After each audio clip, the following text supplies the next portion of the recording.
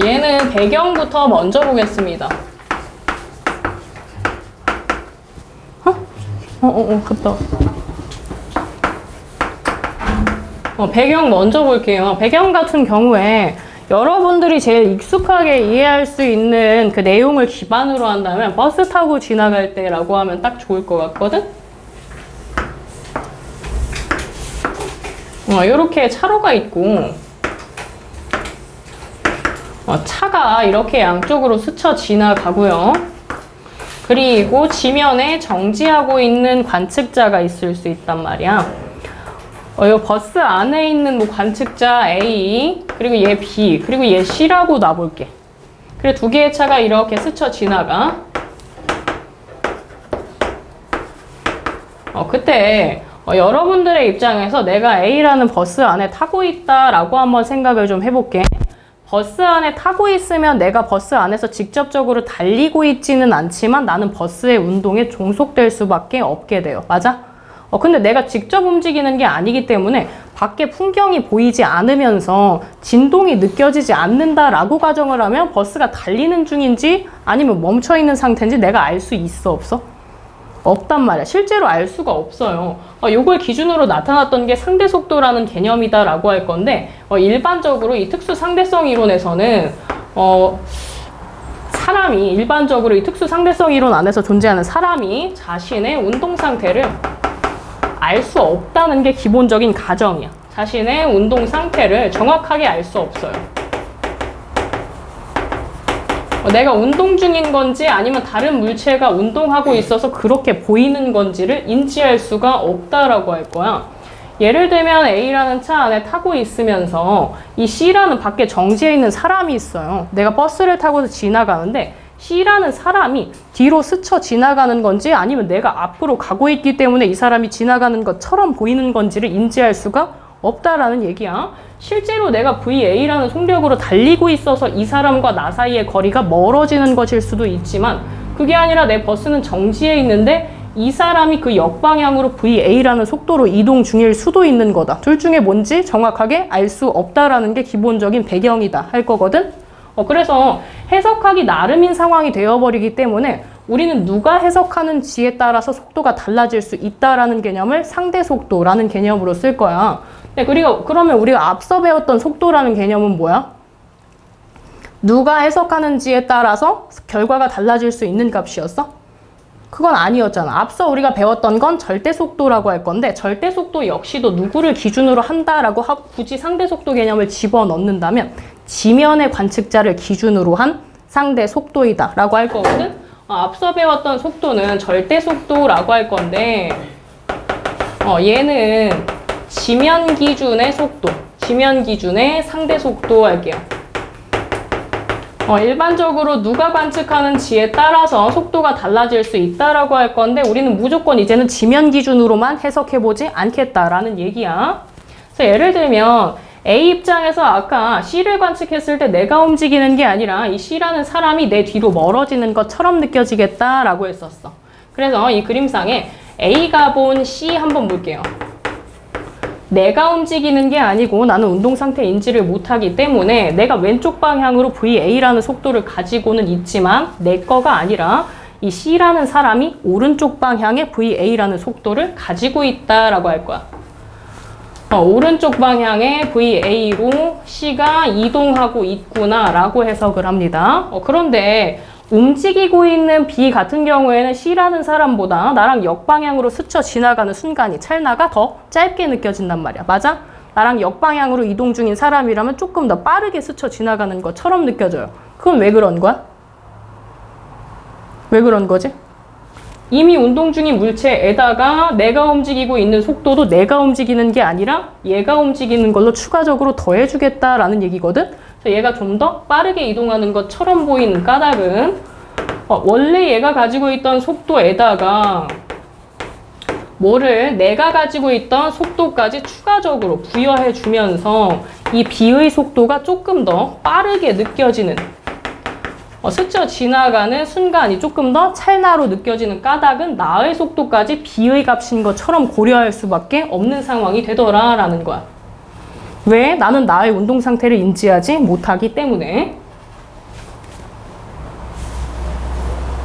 B가 볼 때도 마찬가지인 거죠. 이런 식으로 그 운동 상태를 누가 해석하는지에 따라서, 관찰자에 따라서 대상의 속력을 서로 다르게 해석한다라는 거야. 얘가 상대 속도의 개념이고, 우리가 식으로 굳이 표현한다면 무조건 A가 본 B의 상대 속도라고 하면, 내가 본 남의 속도 할게요. 내가 본 남의 속도라고 하면 무조건 남의 속도에서 나의 속도를 뺀 값을 상대 속도라고 할 건데, 이때 방향을 반드시 고려해 줘야 된다라는 거 놓치지 마시고, 위에서 했던 거랑 똑같이 A가 본 B 같은 경우에 B의 원래 속도에서 A의 속도 빼준 것처럼 남의 거에서 나의 값을 빼주는 걸 기준으로 하겠다. 그리고 헷갈리지 마시고 상대 속도가 나오게 된 배경에 대해서 같이 얘기를 하나 해봤고, 그 다음에 추가적으로 나올 게 빛의 속력에 대한 게 하나 나와요. 그러면 내가 예를 들면 여기 오른쪽 방향으로 빛을 쐈어요. 그럼 빛의 속력도 역시 빛이랑 정반대 방향으로 가고 있는 A가 해석했을 때에는 VA 플러스 빛의 속력으로 더 빠르게 측정되느냐라고 했는데, 옛날에는 빛의 속력보다 더 빠른 물체는 없다라고, 실제로 밝혀내지도 못했었고 없다라고 생각을 한 거예요. 그래서 빛의 속력보다 빠른 물체는 없기 때문에 우린 그와 같은 상황은 고려하지 말자 하는 게 이 특수 상대성 이론에서의 가정이다라고 보시면 되거든. 가정이 두 가지가 나올 건데, 첫 번째 먼저 얘기하자면 방금 얘기했다시피 빛보다 빠른 물체는 없다라고 가정하기 때문에 빛의 속력은 무조건 일정하다라고 해요. 그러니까 진공에서 빛의 속력은 일정해. 누가 보더라도 동일해.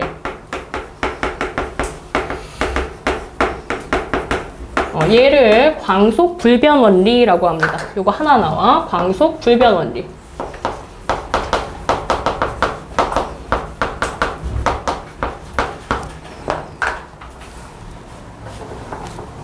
그러면서 이제 빛의 속력에 대한 얘기가 나왔으니까 빛이 뒷부분에 기말이 아니고 이학기 범위에서 아마 추가적으로 이제 나올 내용이지만, 빛 같은 경우에 입자이다 파동이다 라는 것으로 굉장히 많은 이제 그 다툼이 좀 있었는데, 파동이면서 동시에 입자인 걸로 최종적으로 밝혀지기는 했지만, 빛의 파동설이 한창 유력할 때쯤에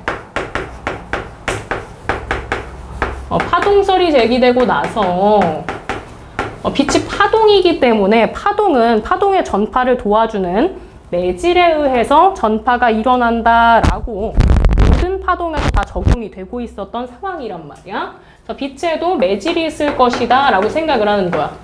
빛에도 반드시 매질이 있다 라는 개념이 나왔는데, 그런데 빛 보시면 진공 상태에서도 빛이 전파가 가능하단 말이야. 진공이면 아무 입자가 없는 공간인데, 그렇다면 매질이 없는 상황인데 어떻게 빛의 전파가 가능한 거야 하고 이제 의문을 제기하기 시작한 거야. 그랬는데 그래도 얘 파동이기 때문에 매질이 아예 없을 수는 없지라고 생각을 해서 가상의 개념을 도입하게 됩니다. 빛의 매질인 얘도 에테르라는 애를 가지고 있다라고 해요. 에테르의 존재성에 대해서 주장하는 사람이 나옵니다. 이 에테르라는 걸 뭐라고 할 거냐면 우주 공간을 가득 채우고 있어. 진공에서도 존재하고 얘가 우주 공간 안에 가득 채우고 있으면서 모든 예를 들면 물결 파면 물이 매질이 되겠고, 지진 파면 땅이 매질이 되겠는데, 물이든 땅이든 구성하고 있는 입자가 정지 상태는 아닌 거잖아. 그치? 그래서 매질들을 구성하고 있는 입자들이 정지해 있지 않듯이 이 빛을 전파시켜주는 에테르라는 애도 역시 뭔가 운동을 하고 있는 매개 물질일 것이다 라는 거야. 얘가 운동을 하고 있다면 에테르가 움직이는 방향으로 전파되고 있는 빛은 조금 더 빨리 이동할 수 있을 것이고, 에테르가 움직이는 방향의 역방향으로 이동 중인 빛은 상대적으로 느리게 전파되지 않을까라고 생각을 하는 거야. 방금 얘기한 빛의 그 에테르의 존재 여부에 대한 실험을 하게 되는데, 이 가정은 에테르의 방향으로 이동하는 그 방향으로 운동하는 빛은 좀 더 빠르대. 전파 속력이 빨라지고 그 역방향으로 이동할 때는 느려진다. 뭐 이런 얘기들을 합니다. 그러면서 실험하게 되는 과정이 빛을 이렇게 쏴. 이렇게 광원으로부터 빛을 쏩니다. 여기가 광원이야. 광원에서 빛이 출발해서 중심에 반거울이라는 걸 놔요. 이렇게 반거울이라는 걸 놔. 반거울은 뭐냐면 반은 거울의 역할을 해서 반사시키고 반 정도는 투과시켜요. 그러니까 확률적으로 입자 이동이 일어나게 되는 상황인데 이 반거울을 통해서 일부의 빛은 투과가 되고 일부 빛은 반사가 되면서 이동할 수 있는 방향들이 각각 달라지게 되는데 이때 이 반거울에서 투과된 애랑 튕겨져 나온 애가 이동하면서 양쪽 끝에 뭘 만나게 되냐면 거울을 만나게 됩니다. 여기 거울이 있어. 얘네들은 그냥 거울이야. 그래서 거울을 통해서 반사가 일어나서 다시 되돌아오고 난 뒤에 어떤 빛은 투과가 되고 어떤 빛은 반사가 되고 최종적으로 빛 검출기라는 데 도달할 수 있도록 만들어요. 이 실험 장치는 뭘 하고 싶은 거냐면 사방으로 빛의 이동을 유도시킨 뒤에 유독 어떤 방향으로 이동했을 때 좀 더 빠르게 도달하는지를 측정하는 실험이거든. 근데 실제로 진공 상태에서 이와 같은 실험을 했다라고 했을 때 특정 방향에서 좀 더 빨리 도달하는 빛은 없었다라는 거야. 특정 방향의 빛이 더 빨리 도달하는 사건이 없어요. 모든 방향에서 빛의 진행 속력이 다 동일하더라라는 거야. 자, 에테르라는 것의 존재도 밝혀내지 못했고 에테르가 없기 때문에 빛이라는 건 매질이 없는 녀석인 거구나 라고까지 해석할 수 있게 된 거죠. 그래서 빛의 매질은, 결론은 빛의 매질은 없는 거다. 빛은 매질이 없다. 이렇게까지 정리해 주시면 기본적인 배경까지는 같이 나옵니다.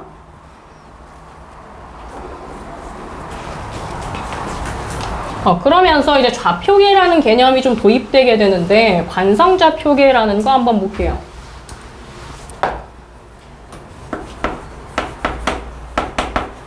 관성좌표계를 줄여서 관성계라고도 하는데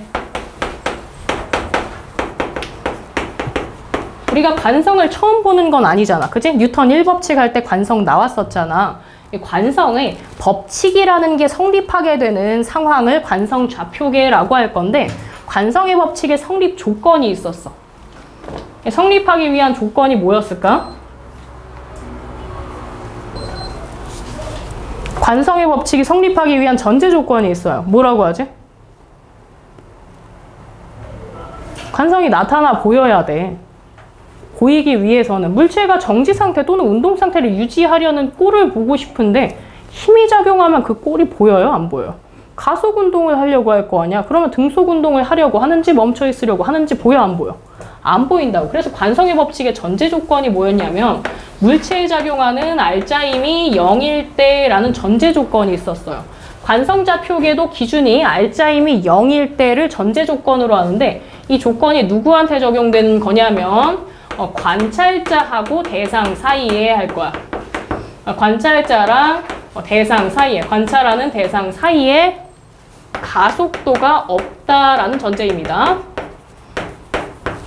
둘 사이에 가속 운동이 일어나지 않는다는 전제야. 왜 그런지 한번 볼게요. 두 사람이 있어. A가 있고 B가 있다. A가 본 B하고 B가 본 A를 각각 해석을 해볼 거예요. 맨 처음에 A가 본 B에 대해서 먼저 한번 볼게. A 기준의 B 한번 볼게요. 첫 번째 케이스는 B가 정지해 있을 때 볼게. B가 정지해 있어. VB가 0일 때 볼게요. 그때 A가 B를 본다면 B가 받고 있는 힘이 0이기 때문에 그래서 B가 정지 상태를 유지하는 거구나, 속도가 없는 거구나 라고 해석하는데 무리가 없습니다. 다음 두 번째, 그렇다면 B가 속도 변화가 없는 상태라고 해볼게. B의 속도가 일정한 상태라고 하면 역시 똑같이 B가 받고 있는 힘이 없기 때문에 역시나 속도 변화가 없이 등속 운동을 하는 거구나 라고 해석하는데 또 문제가 없어요. 근데 세 번째, 이번에는 B가 가속 운동을 하고 있다 해볼게요. B가 가속 운동을 하고 있대. 가속도가 0이 아니다 라고 했을 때 B가 외부로부터 힘을 받기 때문에 힘을 받고 있어서 가속도가 0이 아닌 상태로 나타나는 거구나. 얘는 실제로 B가 힘을 받고 있을 때겠죠. 근데 우리 상대 속도 개념 배웠잖아. B 기준에 A를 해석해 볼게요. 그럼 역시 또 첫 번째 케이스 같은 경우에 B가 멈춰 있지만 B는 역시 동시에 A도 멈춰 있다고 생각을 하게 된다고. A가 멈춰 있는 까닭은 여기 나와 있는 거랑 똑같은 거지. A도 힘을 받지 않기 때문에 정지 상태를 유지하는 거구나 라고 생각을 하게 됩니다. 다음 두 번째도 역시 똑같아요. A의 속도 변화가 없을 때도 보시면 똑같이 A도 역시 힘을 받지 않기 때문에 이와 같은 상황인 거구나 까지 해석하는데 무리가 없는데 세 번째 케이스는 이때는 아까 뭐라고 했냐면 B가 받고 있는 힘이 0이 아니다 라고 했어. B가 힘을 받아. 힘을 받는 대상은 B인데 왜 A가 가속 운동을 하는 것처럼 보여? A는 알짜임이 0인데 얘는 말이 안 되는 상황인 거잖아. 힘은 내가 받고 있는데 왜 얘가 가속 운동을 하는 것처럼 관측이 돼? 이게 말이 안 되잖아. 그래서 우리는 특수상대성 이론에서는 이거는 고려하면 특수상대성 이론이라는 것의 배경에 문제를 줄 수 있겠다라고 해서 이런 상황들은 고려하지 않기로 합니다. 해석할 때 왜 누군가가 힘을 받고 있는데 왜 관측하고 있는 내가 봤을 때 제가 힘을 받고 있는데 왜 가속 운동을 안 하지? 또는 힘을 안 받는데 왜 가속 운동을 하지? 라는 것처럼 뭔가 역설적인 상황이 반복되는 거야. 그래서 이 상황들은 고려하지 않기로 합니다. 둘 사이에 가속 운동이 생기는 케이스들은 다 배제해버리자 라는 거야. 오로지 몸만 봐 관성의 법칙이 성립하는 등속도 운동을 하는 좌표계 아니면 정지한 좌표계만 고려를 하겠다라는 건데 아까 얘기했지만 가속이 전혀 없는 세계가 아니라 관찰자랑 대상 사이에만 가속 운동을 하지 않는 거야. FMA가 성립하지 않는다 이런 거 아닙니다.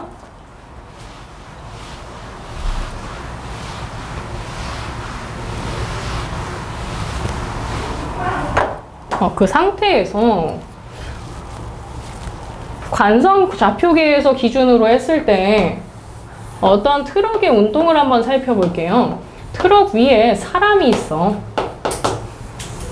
그리고 그 외부에 사람이 있다라고 해볼게. 이 트럭이 V라는 속력으로 달리고 있고 이 트럭 위에 있는 사람은 어떤 공을 들고 있다라고 해볼게.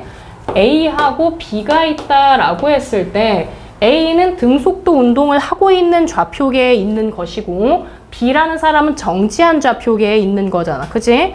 두 사람이 서로 같은 관성 좌표계에 있어? 같은 상황에 놓여져 있어? 그건 아니지. A는 아까 뭐라고? 등속도 운동을 하는 좌표계에 있는 것이다. 등속도 운동을 하는 세계에 있는 거고 B 같은 경우엔 정지한 세계에 있는 거야. 그걸 둘이 서로 다른 관성 좌표계에 있다. 이렇게 표현할 거야. A 같은 경우에는 트럭의 운동에 종속되어 있는 상황이기 때문에 자기가 수평 방향으로 V의 속도를 가지고 있다는 걸 인지한다고 못한다고? 아까 한다고 했어? 못한다고 했어? 자기 운동 상태를 알 수 없다라고 했잖아. 그죠? 그래서 A 같은 경우에 윗방향으로 공을 던져 올렸다가 다시 A가 공을 받을 건데 A가 보는 공의 경로 같은 경우에는 A 기준대로 해석을 하게 되면 밑에다 쓸까? A 기준으로 해석을 하면 A가 볼 때는 공이 이렇게 올라갔다가 다시 내려오는 것처럼 보여요. 그치? 그냥 올라갔다가 내려오는 것 같은데 올라갔다가 내려오는 까닭은 뭐야? 왜 내려와요? 무슨 힘 때문이야? 무슨 힘 때문이야? 그렇지. 중력 때문인 거잖아. 그럼 A가 봤을 때 중력이라는 힘이 이 물체가 질량을 가지고 있기 때문에 중력이 작용해서 낙하 운동을 하는 거구나 라고 해석하는데 문제가 없어요. 물리법칙이 정상적으로 성립을 합니다. 근데 B가 봤을 때는 트럭이 정지한 상태 아니고 A도 공도 수평 방향으로 V라는 속도를 가지고 있잖아. 그지? 그래서 수평 방향으로 이동을 하는데 요 A라는 사람하고 공도 던져 올렸을 때 위로 올라갔다가 시간이 지나면서 다시 내려왔겠지. 내려와서 A가 받은 상태 기준으로 본다면 B가 볼 때는 무슨 운동을 해요? 포물선 운동을 하는 것처럼 보일 거 아니야. 그지? B가 볼 때는 포물선 운동을 해요. 그래서 B 기준의 운동을 해석한다면 이런 식으로 가는 거지. 그지? 이렇게 이동한다라고 할 거야. 얘는 수평 방향의 운동도 있고 연직 방향의 운동도 있기 때문에 두 개의 방향을 구분해서 같이 본다면 수평 방향으로는 무슨 운동을 하는 것처럼 보여? 수평 방향으로는 힘이 작용하지 않기 때문에 힘이 작용하지 않으니까 무슨 운동? 등속으로 보이죠? 수평 방향만 본다면 등속도 운동으로 보일 것이고 B 기준의 수직 또는 연직 방향의 운동을 보겠다라고 하면 연직 방향으로는 무슨 힘이 작용해? 역시나 A랑 똑같은 중력이 작용하고 있기 때문에 등가속도 운동을 한다로 해석이 될 거야. 등가속도 운동에 의한 낙하를 하겠다까지 해석하는 게 가능하잖아. 그지? 둘의 운동의 해석은 서로 달랐긴 한데 물리법칙 자체는 동일하게 적용했잖아. 그지? 운동의 해석은 나의 운동 상태에 따라서 공의 운동을 다르게 해석하기는 했지만 이걸 기준으로 운동 분석은 다르게 하기는 했지만 운동 분석 결과는 다르지만 이게 왜 그런 거야? A랑 B의 운동 상태가 다르고 서로 다른 관성좌표계에 있었기 때문이죠. 운동 분석 결과는 달라지지만 다르더라도 그 이유가 아니고 다르더라도 그 상황 안에 적용하는 물리 법칙 자체는 동일하게 적용하더라 라는 거지. 요걸 보고 뭐라고 하냐면 어떤 관성좌표계에 있든지 간에 물리 법칙은 반드시 동일하게 성립한다 라고 할 거야. 모든 관성계에서 우리가 앞서 나왔었던 모든 물리 법칙들은 다 동일하게 적용해요.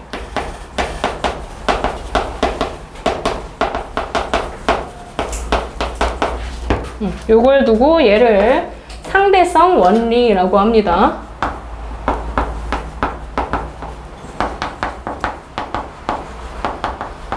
이게 특수상대성 이론의 가정 두 가지야. 기본적으로 알아야 돼. 그대로 115페이지 볼게요.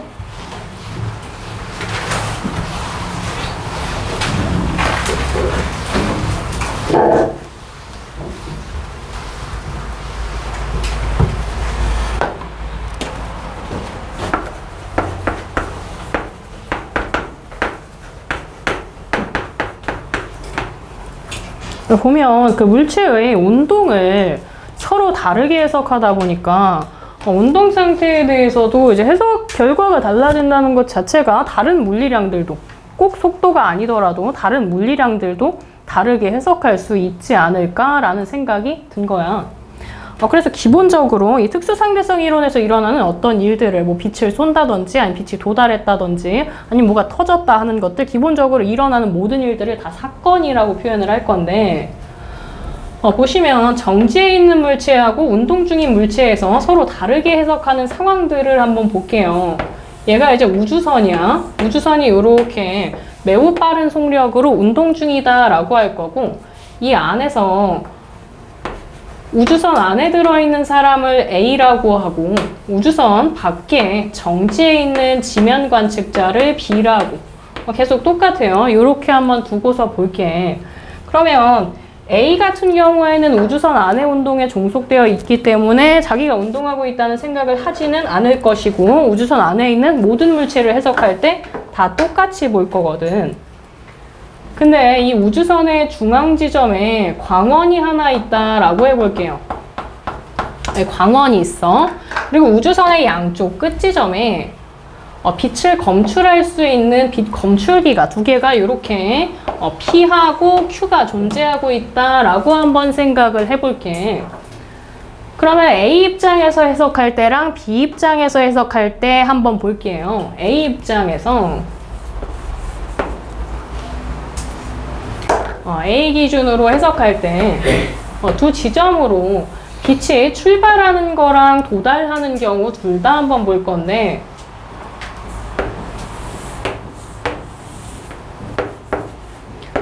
빛이 출발하는 케이스 먼저 한번 볼게요. A가 볼 때 양쪽 지점으로 빛이 동시에 퍼졌다라고 하면 양쪽 지점은 서로 다른 점이지만 광원은 하나의 점이잖아. 그지? 이 하나의 점, 이 공간에서 일어나는 건 퍼지기 시작했다라는 사실은 A가 보든 B가 보든 무조건 둘 중에 한 명이 동시에 양쪽으로 퍼졌어 라고 하면 한 점에서 일어나는 건 누가 봐도 동시에 일어난 거다 할 거야. 자, A가 볼 때 양쪽으로 동시에 빛이 출발했다 또는 B가 볼 때 동시에 출발했다 라고 하면 무조건 누가 보더라도 A, B가 꼭 아니고 다른 관성좌표계에 있는 사람이더라도 왼쪽으로 V로 이동하는 사람이더라도 한 점에서 일어난 사건은 누가 봐도 동시에 일어났다라고 할 거야.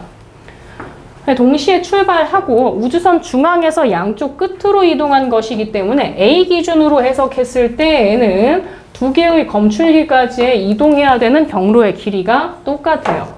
그래서 A가 볼 때는 동시에 출발하고 나면 도달하는 시각도 같은 빛의 속력 C로 같은 거리를 이동하기 때문에 역시 동시에 도달한다라고 생각을 하게 됩니다.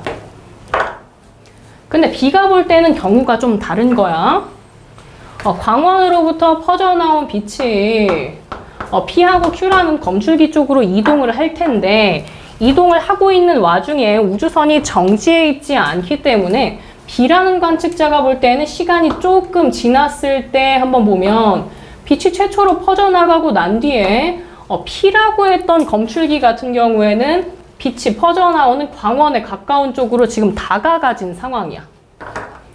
근데 Q라는 검출기 같은 경우에는 빛이 퍼져나온 지점으로부터 오히려 거리가 멀어진 상황이죠. 그래서 실제로 이동해야 되는 경로의 길이가 P에서는 줄어 보이고 Q에서는 많아 보이게끔 관측이 돼요. 그럼 당연히 적은 거리를 이동해도 되는 쪽에 먼저 도달을 하겠죠. 그래서 P에 먼저 도달을 하고 난 뒤에 Q라는 검출기에 도달하는 것처럼 보이게 됩니다. 이와 같은 동시가 다른 이유는 출발한 뒤에 도착한다라는 두 개의 사건이잖아. 출발한 뒤에 도착한다라는 두 개의 사건 사이에 시간 간격이 서로 다르게 측정되기 때문이야. 얘가 뭐라고? 두 사건 사이에 두 사건 간의 시간 간격 측정에 있어서 서로 다르게 측정하게 되더라라는 거야. 뭐 때문에? 운동 상태가 다르기 때문에. 근데 출발한다는 건 이제 하나의 사건인 거잖아. 한 점에서 일어나는 하나의 사건은 누가 관측하더라도 동일한 상황이다라고 했어. 그래서 이와 같이 누가 관측하더라도 동일한 상황을 어떤 상황에서도 적용되는 절대적인 동시라고 할 거야. 절대적 동시는 누가 보더라도 동일한 사건이다라고 했어. 사건의 시작이나 끝이 아까 얘기했다시피 한 점에서 일어나는 상황. 지금 빛이 퍼져나갔다라는 게 한 점에서 발생한 사건이 되는 거죠.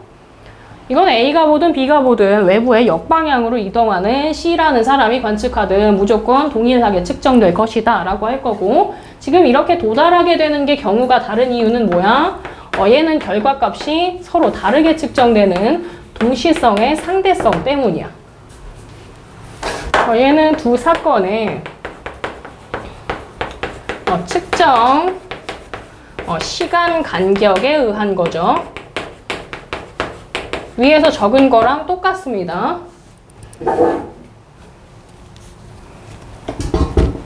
저렇게 중심에 광원이 있는 케이스 말고 그것과 역으로 해석할 수 있는 케이스도 분명히 존재한다라는 거지.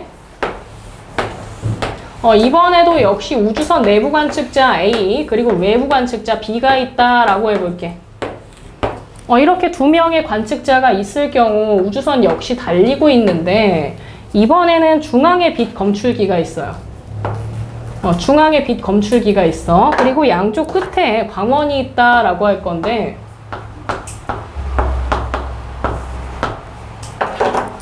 보시면 역시 이번에도 누가 해석하는지에 따라서 결과값이 조금 다르게 해석이 될 텐데, A가 볼 때랑 B가 볼 때 기준으로 나눠서 한번 볼게요.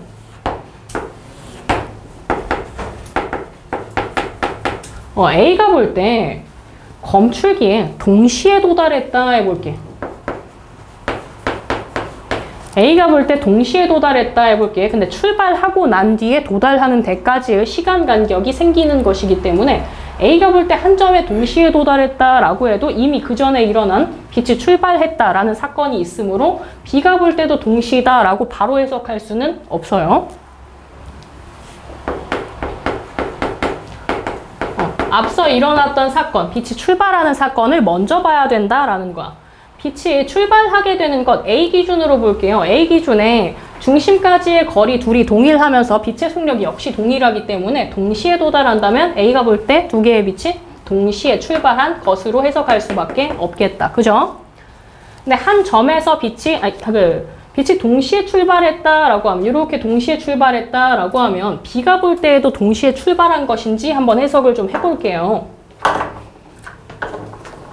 B가 볼 때 우주선이 아까는 조금 더 왼쪽 방향에 위치해 있었을 거란 말이야. 그럼 빛이 출발하고 나서 검출기에 도달하기까지 누가 더 많은 거리를 이동해야 돼?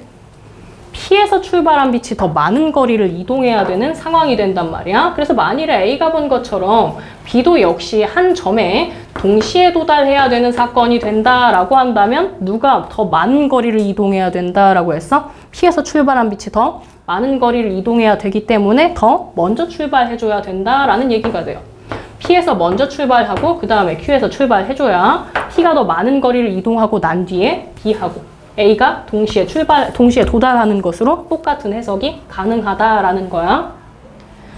자, 여기 나왔던 한 점에서 일어나는 사건이 절대적인 동시가 되겠고, 이번엔 출발하는 게 상대적인 동시의 개념으로 해석할 수 있겠다.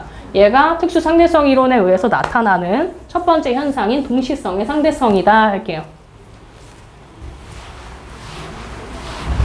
요게 하나 있겠고, 그 다음에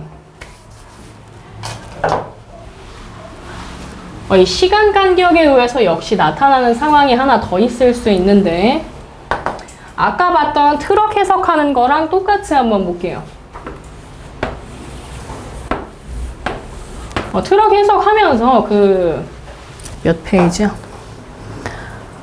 116페이지에 왼편에 보면 고유 물리량이라는 게 나와요. 고유 물리량은 고유 시간이든 아니면 고유 길이가 됐든 이것을 측정하는 것과 측정하는 관측자하고, 그리고 시간이 됐든 아니면 거리가 됐든 그 물리량이 같은 관성 좌표계에 있어야 돼. 동일 좌표계일 때가 진짜 고유 물리량이다 할 거야. 예를 들면 진짜 시간인 고유 시간을 재고 싶다라고 하면 그 관성 좌표계 안에 시계를 가지고 있는 관성 좌표계 안에서 측정하는 게 진짜 시간인 거고, 그거랑 서로 다른 관성 좌표계에 있는 사람이 그 시계를 본다면 정상적으로 측정되는 시간이 아니다. 이런 값인데, 얘는 뒷부분에서 같이 정리하면서 추가적으로 좀 볼게요.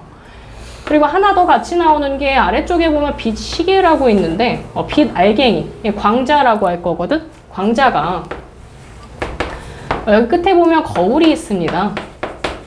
출발해서 거울을 만났다가 튕겨져 나와서 다시 되돌아오는데 걸린 시간을 측정하는 게 빛 시계다라고 할 거야. 편도 길이를 L이라고 둔다면 기본적으로 이 빛 시계를 통해서 이동할 때 소요된 시간은 속력분의 이동 거리 할 것 아니야. 빛의 속력 C가 되겠고, 왕복 길이는 2L이 되겠다. 이게 가장 기본형이겠죠. 빛 시계를 통해서 측정할 수 있는 시간이다 라고 볼 거고, 이 빛 시계를 가지고 이제 우주선에 탑승합니다.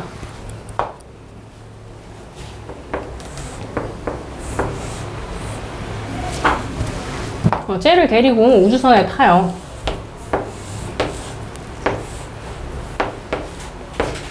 역시 우주선에 내부 관측자 A가 있겠고 외부 관측자 B가 있어요.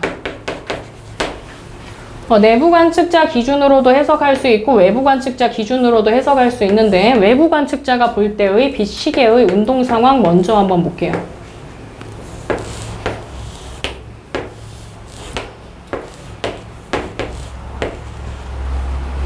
내부 관측자 입장에서 보는 건 그냥 이거랑 똑같거든? 빛 시계랑 같은 공간 안에 있기 때문에 얘가 내부 관측자가 측정한 시간이다 라고 보시면 돼요.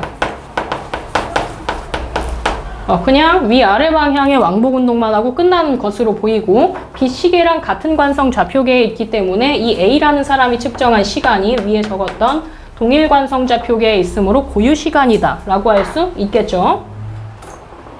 B가 볼 때 기준으로도 한번 해석을 해볼 건데 B가 볼 때 빛 입자가 이렇게 이동합니다. 빛 입자의 총 운동 시간을 델타 T라고 해볼게.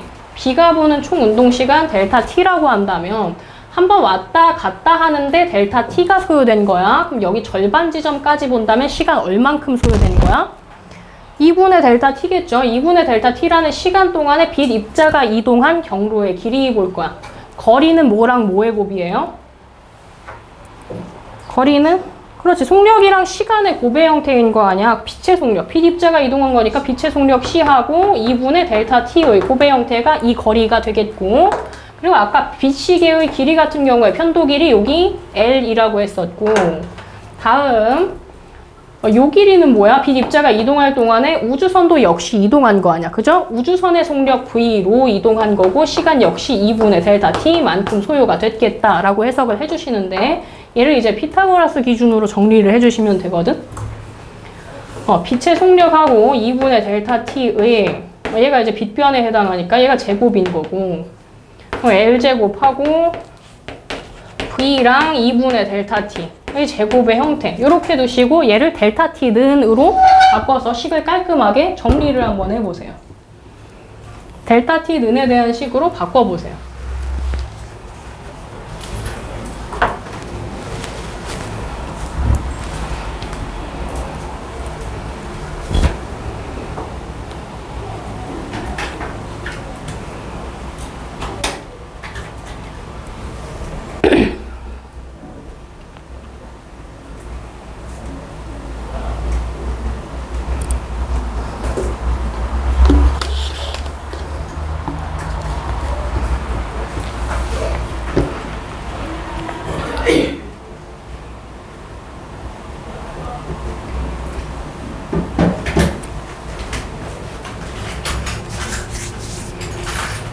양변에 4를 곱해주고 시작을 하면 C제곱 델타 T제곱 하고 얘가 4L제곱 되겠고 V제곱 델타 T제곱 역시 나올 것이고 그지?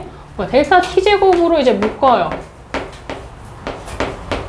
그래서 얘를 이제 넘겨주면 되겠지.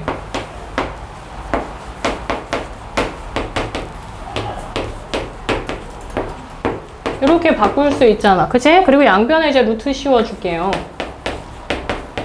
그럼 얘가 2L이고 분모는 C제곱 마이너스 V제곱인데 C 나오게 하고 싶은 거야. C로 묶어요.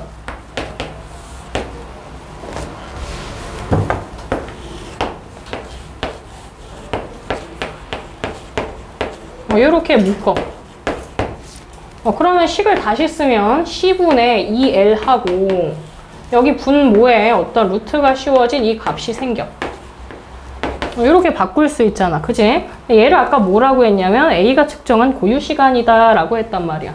그래서 B가 측정한 시간 같은 경우에는 A가 측정한 고유 시간하고 옆에 적혀있는 얘 1 마이너스 뭐 어쩌고 나와 있어. 이렇게 바꿔 쓸 수 있겠는데 얘의 의의는 뭐냐면 우주선의 속력이 매우 빨라서 거의 광속에 가깝다라고 하면 얘가 거의 1에 가까워지는 상황이다. 그죠? 그럼 1-1이 되니까 0분의 1꼴이 돼서 얘가 거의 무한대에 가까워지는 상황인 거잖아. 그지? 언제? 우주선의 속력이 거의 광속에 가까울 때쯤에 우주선이 굉장히 오랜 시간 동안 운동하는 것처럼 보이기 때문에 우주선의 시간이 굉장히 천천히 가는 것처럼 보인다 해주셔도 괜찮겠다. 그죠? 우주선의 속력이 빠르면 빠를수록 우주선의 시간이 느리게 가는 것처럼 보인다. 시간이 지연되는 정도가 매우 크다. 이렇게 봐주시면 되겠죠. 여기 시간 지연이라는 현상 하나가 되겠고,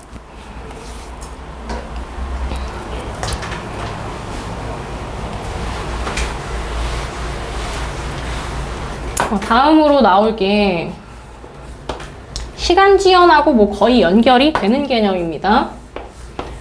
여기 P라는 지점이 있고 Q라는 지점이 있고 이 사이를 운동하게 되는 우주선이 하나 있다 할게.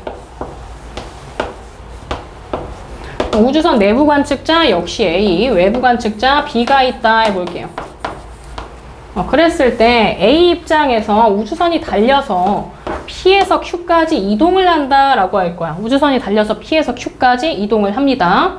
B가 봤을 때 P하고 Q 지점 사이의 거리를 측정한다라고 하면 정지해 있는 B가 측정하는 정지한 관성 좌표계 사이의 거리인 거잖아. 그지? B가 측정하는 거리가 정지한 관성 좌표계 P하고 Q 그리고 B 모두 정지해 있는 관성 좌표계 안에 있기 때문에 B가 측정하는 길이를 우리가 곧 고유 길이다라고 할 거거든. 동일한 관성 좌표계 안에 있기 때문에 이 거리는 뭐랑 뭐의 고배 형태다라고 했어? 속력이랑 시간의 고배 형태다라고 했었잖아. 우주선이 이동을 할 거야. 우주선이 이동을 할 것이고 외부 관측자가 볼 때 움직이는 물체의 시간은 천천히 가는 것처럼 보인다라고 했으므로 우주선이 이동해서 가는데 경로의 길이 여기 들어가는 시간의 한 같은 경우에는 아까 B가 측정한 시간 뭐라고 했어? 지연된 시간이다 라고 했었잖아. B가 측정하는 길이는 이렇게 됩니다. 우주선의 속력이랑 지연된 시간의 고배 형태가 될 것이고, 다음 A가 측정하는 P랑 Q 사이의 거리도 한번 생각해 볼게. A가 측정하는 길이 같은 경우에는 A가 우주선의 속력 V로 지가 안 움직이고 P랑 Q라는 지점이 이동하는 것처럼 해석을 할 텐데 실제로 A는 지가 P에서 출발해서 Q까지 이동하는데 걸리는 시간을 정확하게 측정할 수 있기 때문에 여긴 뭐가 들어가냐면 고유 시간이 들어가게 됩니다. 그럼 A가 측정하는 길이 같은 경우에는 상대적으로 B는 이미 시간 지연이 일어난 항이 들어가 있기 때문에 고유 시간보다는 고유 길이 측정했을 때 상대적으로 더 길게 측정될 것 아니야. 그래서 A가 측정한 길이는 수축된 길이로 측정됩니다. 이걸 보고 뭘 알 수 있냐면 운동 중인 물체는 아까 매우 빠르게 운동 중인 물체의 시간은 천천히 간다라고 했는데 운동 중인 물체의 길이도 역시 변화가 생겨 보인다라고 해석을 할 수 있겠는데 운동 중인 물체의 길이가 상대적으로 정지한 물체보다 수축되어 보이더라라고 해석을 할 수 있겠다라는 거지. 빨리 움직이면 빨리 움직일수록 수축이 더 많이 일어나 보이는 거고 그리고 수평 방향으로만 운동 중이기 때문에 수평 방향으로만 수축이 일어나 보이는 거고 수직 방향은 수축되지 않습니다. 무조건 운동 방향으로만 수축이 일어난다 라고 해석해 주셔야 돼. 그럼 B가 볼 때는 P랑 Q 지점 사이의 거리는 수축되어 보이지 않지만 운동하고 있는 A의 우주선 A의 길이는 수축되어 보일 수 있다라는 것까지 같이 해석을 해주셔야 됩니다. 내용 자체는 이 정도인데 그 뒷부분에 보면 그 뮤온이 지표면에서 관측되는 이유 하면서 나오는 게 하나 더 있어. 그거까지 같이 보고 문제 좀 풀어볼게요.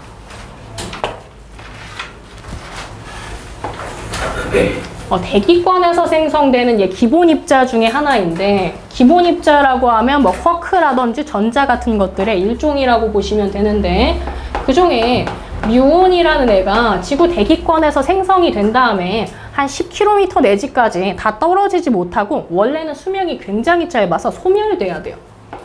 근데 얘가 속력이 엄청 빠르거든? 속력이 매우 빨라요. 빠르게 움직이다가 원래라면 지표면에 닿기 전에 상공에서 소멸돼서 사라졌어야 되는데 간혹 가다가 보면 지표면 근처에서 이 뮤온이 관측되더라라는 현상이 나타나는 거야. 상대성 이론으로 해석하면 이 뮤온이 지표면에서 관측되는 까닭을 알 수 있겠더라라는 거지. 두 개의 관점에서 해석을 해볼게요. 첫 번째 같은 경우에는 뮤온의 입장. 얘가 왜 지표면에서 관측되는지를 한번 보면 뮤온 입장에서는 지가 움직인다는 생각 안 한다라고 했죠. 지표면이 나를 향해서 0.99c의 속력으로 다가오고 있는 거야.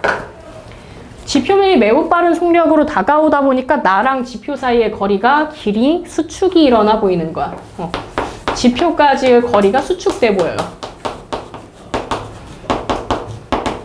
그래서 실제로 내가 이동할 수 있는 경로의 길이보다 더 많은 경로까지 이동한 뒤에 소멸이 일어날 수 있다라는 거죠. 그래서 지표에 도달이 가능하더라. 얘는 뮤온의 입장에서 해석한 결과인 거고, 두 번째, 지표 관측자의 입장에서 볼 때도 한번 볼게요. 지표 관측자 입장에서 보게 되면 지표 관측자는 뮤온이 너무 빠른 속력으로 이동하고 있기 때문에 뮤온의 시간이 지연되어 보여. 근데 뮤온의 시간이라고 하면 얘의 수명이라고 보면 되는 거죠. 뮤온의 수명이, 살 수 있는 시간이 늘어나 보여. 그럼 역시 원래 수명보다 더 길어졌기 때문에 좀 더 오래 살 수 있는 상황이 돼서 지표까지 도달이 가능하더라까지 연결이 되는 거죠. 요렇게 뮤온이 뭐 지표면에서 관측되는 이유도 종종 나오는 예시입니다. 같이 알고 있으면 돼요.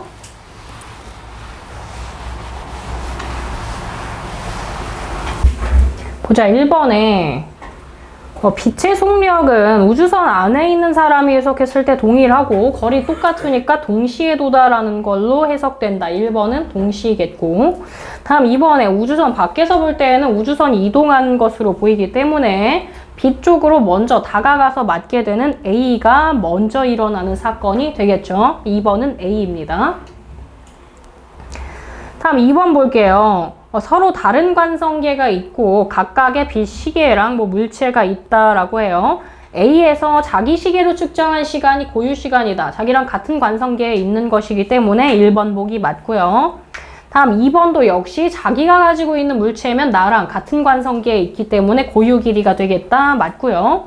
다음 3번에 A에서 B를 측정하는데 더 길어진다는 없고요. 길이는 수축되어 보입니다. 다음 3번 볼게요. 3번에 A에서 동시에 일어난 두 사건은 B에서 관측해도 항상 동시는 아니었죠. 아까 동시에 출발하고 동시에 도달하는 케이스 우리 봤습니다. 다음 2번에 A에서 관측할 때 자기 시간보다 B가 상대 속도 지금 차이가 나고 있는데 내가 움직이는 게 아니고 B라는 물체가 V로 움직이는 것처럼 보이므로 B의 시간이 더 천천히 간다? 맞는 거다. 그죠? 다음 3번에 속도가 빠를수록 길이 수축이나 시간 지연이 더 크게 일어난다. 3번도 맞죠. 1번만 틀립니다. 다음 4번. 민수가 측정한 지구에서 목성까지의 거리는, 민수는 지구랑 목성이 V라는 속력으로 운동하고 있다고 생각하기 때문에 길이는 수축되어 보이고, 다음 2번으로 와서 우주선이 시간을 측정하면 지구에서 관측했을 때보다 시간이 더 크다가 되겠죠. 다음 3번에 지구에서 측정한 우주선 길이는 민수가 측정한 것보다 운동 중인 물체의 길이 상대적으로 짧게 측정이 된다 해서 짧다랑 크다, 짧다가 되겠죠. 120페이지 넘겨서 자료 1, 2번만 먼저 해보세요. 자료 1번만 먼저 같이 볼게요. A의 관성계, 우주선 안에 있는 관찰자 A예요. A가 봤을 때 Q에서 먼저 방출하고요. 그 다음에 P하고 R에서 다시 방출이래. A가 봤을 때 당연히 Q, P, R이 다 같은 거리만큼 떨어져 있다라고 한다면, 다 동일한 거리만큼 떨어져 있다라고 하면 제일 먼저 출발한 애가 당연히 제일 먼저 도달하겠죠. 누가 먼저 도달해? Q가 제일 먼저 도달한다. 1번 해주시면 되겠죠. 다음 2번 볼게요. 2번에 B의 관성계에서 봤을 때 P하고 R에 방출된 빛이 검출기에 도달하는 순서는 볼 건데, A 기준에서 P하고 R에서 동시에 출발하면 같은 거리만큼 이동하기 때문에 역시 도달하는 것도 동시 도달이잖아. A가 봤을 때 P하고 R에서 출발한 빛이 검출기에 동시 도달하는 거면 한 점에서 일어나는 사건이기 때문에 누가 봐도 동시여야 된다라고 했어. 얘는 A가 보더라도 B가 보더라도 동일하게 해석해야 되는 케이스가 됩니다. 그래서 동시에 도달한다 해주시는 게 맞죠? 그렇다면 동시에 도달하기 위해서는 누가 먼저 출발해야 되느냐 했었어. P랑 R 지점 같은 경우에 우주선이 조금 시간이 덜 지나서 상대적으로 덜 이동했을 경우에 P하고 R에서 빛이 출발하는데 출발하고 나서 R 지점에서 출발한 녀석 같은 경우에는 검출기가 내 쪽으로 다가와서 맞아주는 상황이 되는 거고 P 지점에서 출발한 빛 같은 경우에는 검출기가 나로부터 멀어지는 상황이 되기 때문에 더 많은 경로로 이동해야 되는 P가 먼저 출발하고 그 다음에 R이 출발하겠죠. 그지? P에서 먼저 출발해서 더 많은 거리를 이동해줘야 된다. 왜? 검출기가 나로부터 멀어지고 있기 때문에. 다음 4번 볼게요. A의 관성기에서는 P하고 R에서 방출된 빛이 검출기에 동시에 도달한다. 맞고요. 빛의 속력은 누가 보더라도 동일하다. 2번도 맞고요. 다음 3번에 B의 관성기에서 P하고 검출기의 사이의 거리가 얘보다 짧게 측정되는 게 아니고 시간이 더 오래 걸리는 이유는 검출기가 P로부터 멀어지기 때문인 거야. 물리적인 거리 자체만 측정했을 때는 둘의 거리가 똑같이 측정됩니다. 그래서 X예요. 자료 2번도 해보세요. 한번 봅시다. 자료 2번에 1번. 지면에서 볼 때랑 우주선에서 볼 때 빛이 거울에 도달하기까지의 시간에 대해서 설명해놨는데 지면에서 볼 때에는 빛 입자랑 같은 관성 좌표계에 있기 때문에 그냥 둘 사이의 거리만큼 이동하는데 걸린 시간을 측정할 것이고 우주선의 입장에서 보면 우주선은 자신이 오른쪽으로 가면서 광원과 거울이 왼쪽 방향으로 이동 중이다 라고 생각해요. 그래서 빛 입자 쪽으로 거울이 다가가서 맞아주는 것처럼 해석이 되기 때문에 우주선에서 보는 관성좌표계가 상대적으로 적은 시간이 소요되는 것처럼 보이겠다. 델타 T1이 2보다 더 크게 측정된다라고 봐주시면 됩니다. 다음 두 번째, 그럼 이번에는 반사되고 난 뒤에 다시 광원에 도달하는 상황이라고 했어. 그럼 아까 지면에서 관측했을 때는 역시 델타 T1이랑 델타 T3는 똑같을 것 아니야. 그죠? 그냥 빛 입자가 같은 거리만큼 이동하는 것으로 측정되기 때문에.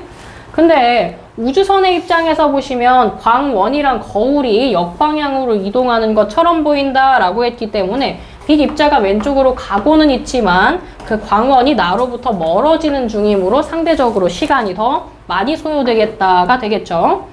그래서 델타 T4가 더 많은 시간이 걸리겠다 해주시면 되죠. 다음 3번에 델타 T1하고 3의 합 그리고 2하고 4의 합 있어요.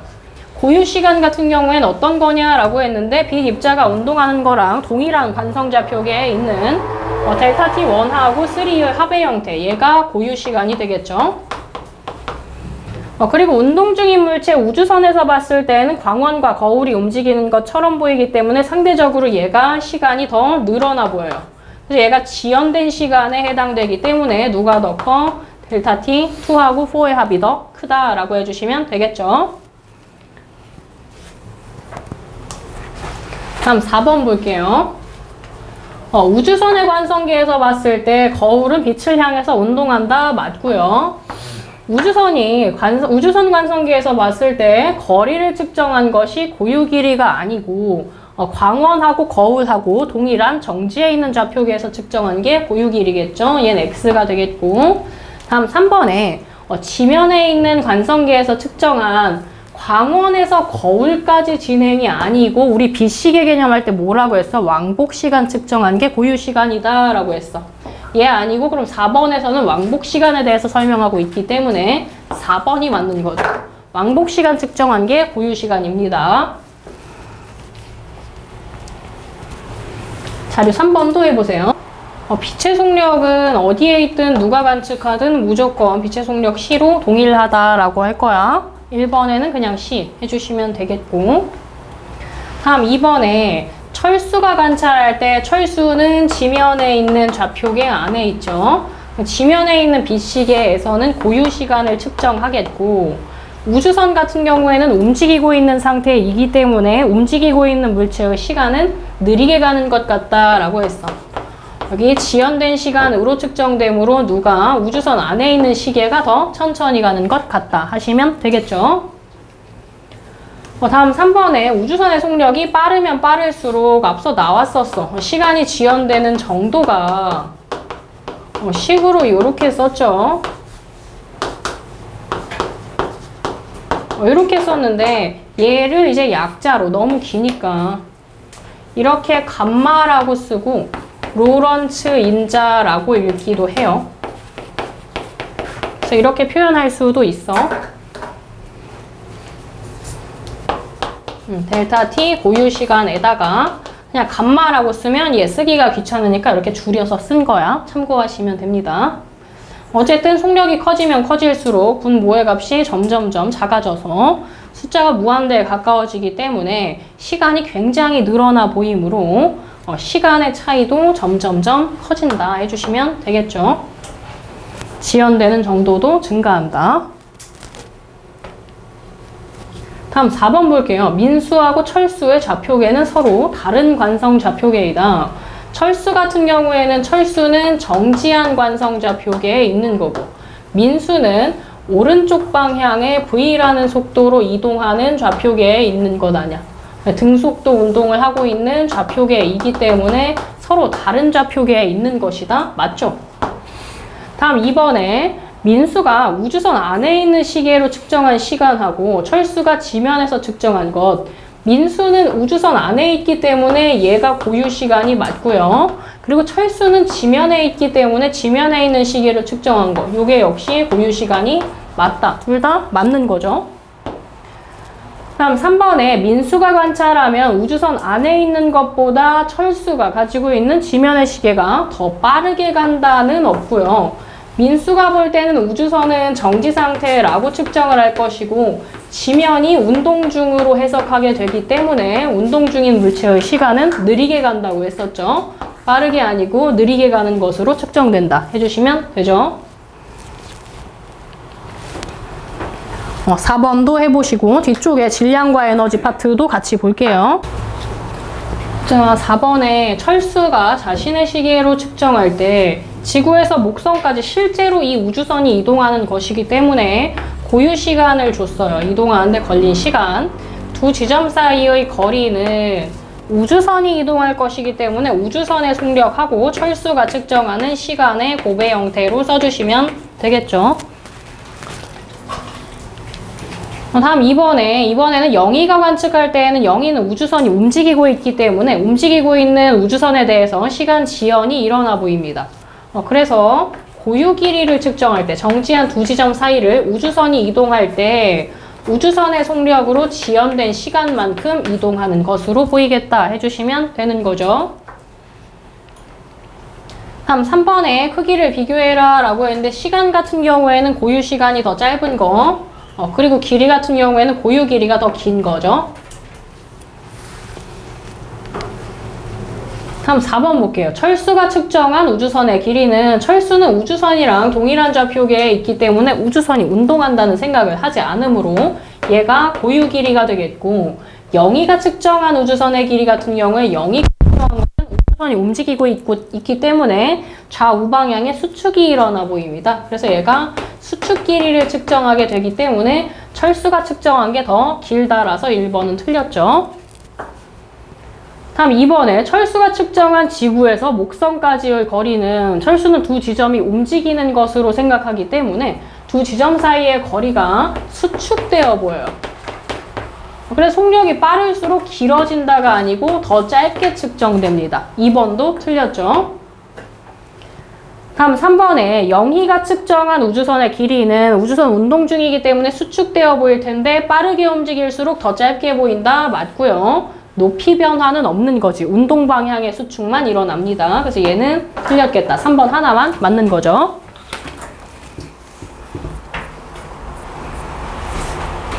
뒤쪽 넘겨서 128페이지 볼게요.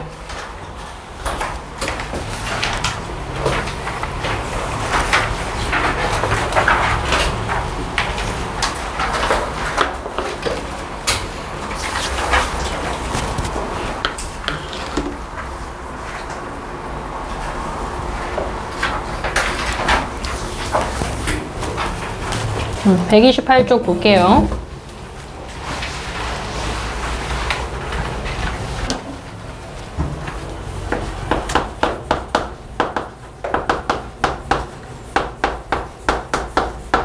얘는 여러분들이 이제 처음 보는 단어는 아니고 통합과학 하실 때 빅뱅 우주론에서 처음 나오고, 그리고 통합과학 2학기 부분에서 원자로에서 핵발전하면서 역시 한 번 더 나오는 파트거든.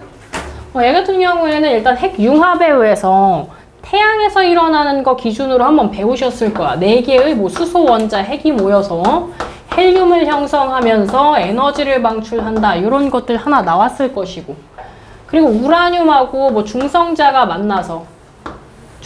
만난 뒤에 뭐 쪼개지는 건 다양합니다. 뭐 바륨이랑 크립톤이라는 걸로 쪼개지는 경우도 있고, 외울 필요 없어요. 스트론튬이랑 뭐 제논이라는 걸로 쪼개지는 경우도 있고 하면서 역시 방출하게 되는 게 중성자를 방출하고 에너지를 방출한다라고 나오거든. 식을 외울 필요는 없습니다. 근데 얘 기준으로 해석할 때 핵반응이 일어나면요, 무조건 우리가 알고 있을 수 있는 게 핵반응이 일어난다는 게 핵융합이 될 수도 있고 분열이 될 수도 있어. 핵반응이 일어날 땐 무조건 반응 전보다 반응 후에 질량이 감소하더라 할 거야. 요거까지는 이미 우리가 알아. 앞부분에 방금 얘기했지만 통합과학에서 나오는 내용입니다. 근데 이 질량이 사라지는 게 아니고 감소한 질량이 뭘로 전환된다 라고 하냐면 에너지로 전환된다 라고 배워. 그리고 그때의 에너지의 크기에 대한 식도 역시 에너지는 델타 M은 이제 감소한 결손 질량이라고 할 거고, C 제곱 나올 건데 C가 앞서서 빛의 속력이라고 했었죠. 그래서 방출하게 되는 에너지의 크기가 결손 질량과 비례관계에 있다라고 할 건데, 얘는 핵반응이 일어날 때인 거고 총질량은 감소하는 게 맞아요. 근데 주의해야 되는 건 단 핵을 구성하는 입자수는 동일해요. 핵의 구성 입자수는 반응 전후에 동일해. 핵을 구성하는 입자가 뭐뭐 있어? 먼저 핵을 구성하는 거 양성자랑 중성자 있을 것 아니야. 네, 구성하고 있는 입자수는 반응 전후에 보존된다 할 거야. 입자 자체는 그대로인데 총질량만 줄어든다. 요걸 보고 양성자의 개수가 동일하다라고 하면 원자 번호가 반응 전후에 일정한 것이고, 중성자까지 동일하게 되면 뭐까지? 질량수도 동일하다라고 해주셔야죠. 원자 번호랑 질량수가 반응 전후에 일정하게 보존된다라고 할게.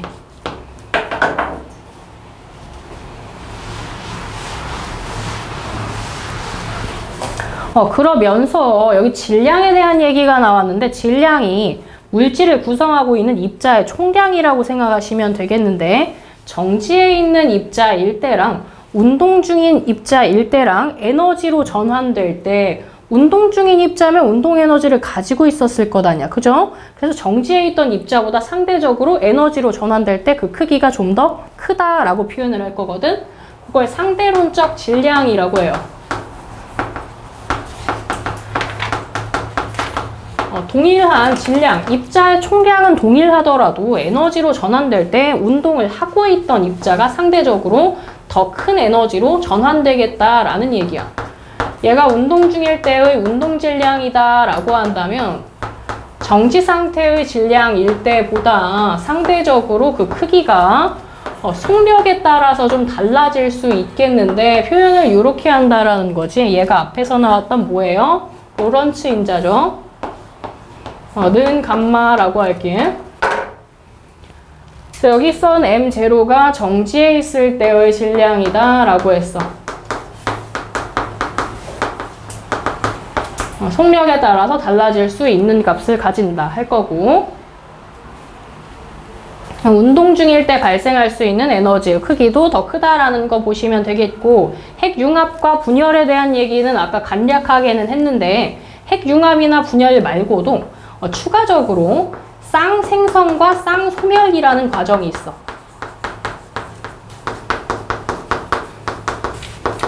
쌍소멸 과정을 먼저 보게 되면 얘네들은 일단 핵은 아닌 거야. 원자 핵을 구성하는 애들은 아니야. 그래서 얘가 양전자라는 애하고, 양전자는 전자랑 유사한 애인데 양전하를 띠는 거야. 그래서 E 플러스라고 쓸게요. 얘하고 전자가 만나. 그래서 둘이 사라집니다. 이 입자가 사라져. 근데 없어지고 끝이 아니고 서로 만나서 에너지를 방출해요. 전자기파를 방출한다 할 거야. 두 개의 입자가 존재하다가 사라지고 에너지의 형태로 전환된 걸 쌍소멸이라고 하고요. 그 역과정이 일어나는 게 쌍생성이라고 보시면 되는 거지. 얘 같은 경우에는 여기면 전자기파로부터 뭐가 생기는 거야? 양전자하고 전자가 생기는 과정이겠지. 이런 과정들도 성립이 가능하다라는 거야. 입자가 에너지로 전환될 수도 있고 에너지가 입자가 될 수도 있다. 꼭 원자 핵을 구성하는 입자여야만 일어날 수 있는 과정은 아니다라는 거죠. 이런 과정들도 있고, 그리고 앞서 나왔던 그 핵융합이랑 분열도 있어요.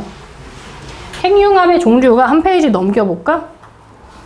핵융합의 종류가 아래쪽에 있는 융합 먼저 볼게요. 태양에서 일어나는 반응이 있고, 핵융합로 해서 일어나는 반응이라고 있거든? 거기 보면 일반적으로 태양에서 일어나는 건 이렇게 배웠단 말이야.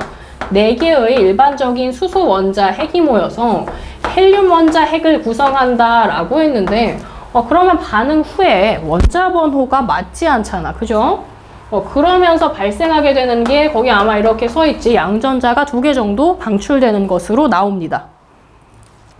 그리고 에너지를 방출한다고 돼 있죠. 얘가 별에서 일어날 수 있는 반응이다 라고 보시면 되겠고, 얘가 핵융합 1번인 거야.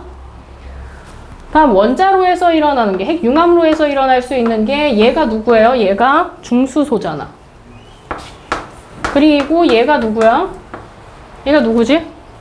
그렇지. 삼중수소가 만나서 똑같이 뭘 형성한대? 여기도 헬륨을 형성한다 라고 있어. 이렇게 형성합니다. 그러면서 질량수가 지금 하나 B잖아. 원자 번호는 맞지만. 그러면서 질량수를 채우기 위해서 중성자 하나 추가해 주시면 딱 맞죠. 반응 전후에 뭘 주의해서 본 거야? 질량수 보존되고 원자 번호 보존된다라는 걸 기본적으로 본 거고, 얘가 핵융합 반응이 일어날 때인데 이 수소 지금 3개 썼어요. 그냥 수소, 중수소, 삼중수소 썼단 말이야. 얘네들의 관계는 뭐야? 얘네 무슨 원소라고 하죠? 동위원소라고 하잖아. 동위원소가 뭔데? 중성자의 개수가 다르면 뭐가 달라요, 얘네들이? 동위원소 개념 안에서 해석할 수 있는 게, 얘네들 뭐는 똑같아? 양성자 수는 똑같은 거 아니야. 그죠? 양성자 수가 동일해. 양성자 수가 같으면 원자 상태일 때 뭐의 수도 같아요? 전자 수도 똑같겠죠? 전자 수가 똑같다라고 하면 얘네들의 무슨 성질이 동일한 거야? 그렇지. 얘네들 화학적 성질은 유사해요.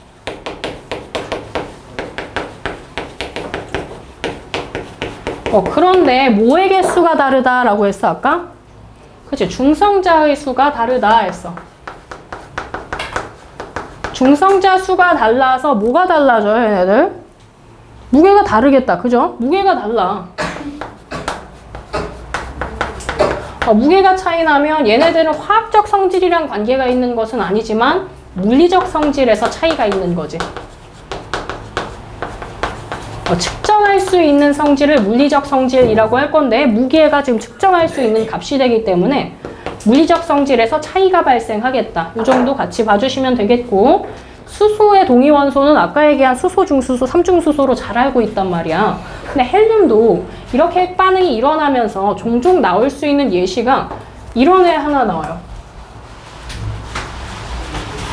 헬륨의 동위원소도 이렇게 하나 나온단 말이야. 얘 같은 경우에는 부를 때 그냥 헬륨 3원자핵이라고 하는데 핵 반응이 끝난 상태 아니고 불안정한 상태이기 때문에 여기서 추가적인 결합을 해서 안정적인 헬륨을 구성하겠다. 생소할 수 있지만 얘 같은 경우에도 헬륨의 동위원소이다라고 같이 알아두시면 됩니다. 핵 융합 반응은 이렇게 일어난다. 태양에서 일어나는 반응이 하나 있겠고 핵 융합로에서 일어나는 반응이 하나 있겠다까지 같이 봐주시면서 핵 분열 과정도 같이 볼게요.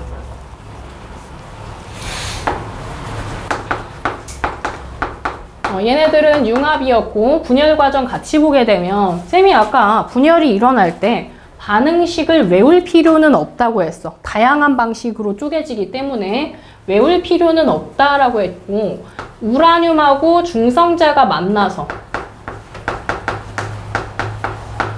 대체로 뭐 2개 정도의 아까 얘기한 뭐 바륨이랑 크립톤이 가장 일반적으로 많이 나오는 예시니까 이렇게 같이 하나 적어두겠고 그러면서 역시 중성자를 방출하게 되는데 이렇게 쪼개질 경우에는 중성자 3개 방출해요. 그리고 추가적으로 에너지도 방출한다까지도 같이 나오는 거죠. 여기서 우라늄하고 반응시키는 이 중성자 같은 경우에는 속력이 느려요. 얘는 저속 중성자라고 할 것이고 핵 분열 이후에 나타나는 얘 같은 경우에는 속도가 좀 빨라요. 얘는 고속 중성자라고 할 건데 핵 분열 반응이 지속적으로 일어났으면 좋겠는 거야. 그래서 연쇄 반응을 시키기 위해서 우라늄을 지속적으로 공급을 해줄 거야. 그럼 여기에서 고속 중성자가 계속 생겨나기 때문에 반응 잘 일어난다라고 생각할 수도 있겠지만 일반적으로 우라늄하고 잘 반응하는 애들은 주로 저속 중성자거든. 그래서 핵 분열 시에 연쇄 반응을 시키고 싶을 때, 연쇄 반응을 유도하고 싶으면 여기 나와 있는 이 중성자가 방출될 때 속력을 좀 느리게 해서 우라늄하고 반응이 잘 일어나게끔 만들어줘야 돼. 그래서 방출되는 중성자의 속력을 낮추어주는 중성자 속력을 낮추는 재료를 감속제라고 해요. 감속제를 이용해.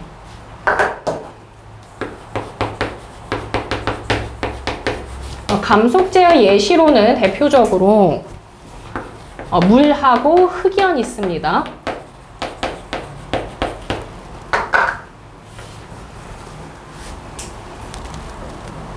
그 다음에 그거랑 이제 다른 과정으로서 반응이 너무 많이 일어나는 거야. 그래서 그만 일어났으면 싶을 때도 있는 거지. 반응을 중단시키고 싶어.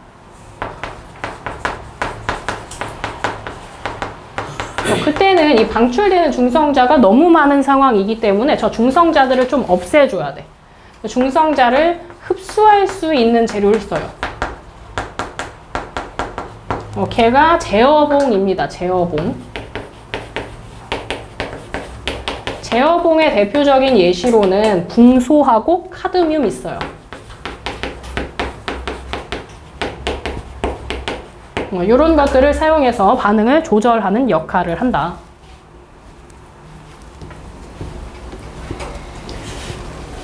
그리고 쌤이 이 우라늄 쪼개지는 거 반응식이 이거 하나가 아니라고 했기 때문에 지금 현재에서는 중성자가 3개 생기는 반응이지만 쪼개지면서 2개 생기는 반응일 때도 있거든. 무조건 반응식을 외울 필요 없고 반응 전후에 원자 번호랑 질량수가 보존되게끔 그 수를 맞추는 연습만 하시면 돼요. 반응식을 외울 필요는 없습니다. 뒤쪽에 넘겨서 얘도 130페이지에 있는 거 문제 6개 해보고 뒤에 자료 같이 볼게요. 보자. 문제 1번에 똑같은 물체여도 운동할 때 질량이 더 크다. 1번 보기 맞고요. 질량 에너지 될 수 있고 3번에 에너지도 질량 될 수 있기 때문에 3번 틀렸고 다음 4번에 핵 분열에서 질량 결손 발생하고 에너지 방출하는 것 맞고요. 융합도 질량 결손이 있다고 했죠. 3번, 5번이 틀렸죠. 다음 2번에 질량 결손이라고 할게요. 결손 질량이라고 하셔도 뭐 무방합니다. 다음 3번에 E는 델타 MC 제곱이죠. 4번 질량의 합은 보존되지 않고 전하량과 질량수 보존이죠. 기억만 빼고 니은 디귿. 다음 5번에 1번 보시면 양성자가 아니고 중성자랑 반응이죠. 1번 틀렸고. 다음 2번에 질량의 합이 더 작아진 거라서 2번도 역시 틀렸고요. 다음 3번에 질량 결손에 의한 에너지 방출만 맞는 거지. 6번의 기억은 수소가 모여서 헬륨 되는 거고요. 디귿의 삼중수소랑 만나는 거죠.